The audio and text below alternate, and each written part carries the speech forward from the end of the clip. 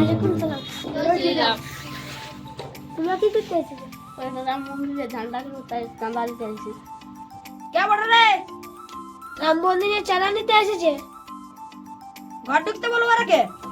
আসো। জয় শ্রীরাম। সালাম আলাইকুম। কি ব্যাপার? রাম মন্দিরে একটা ঝান্ডা কিনবো তাই চাঁদা দিতে এসেছি। কত জানা?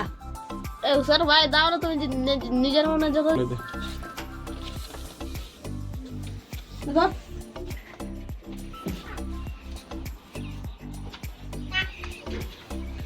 ভাইজান আপনি কমাটো কারো পয়সা দমে দিয়ে দিলে তো।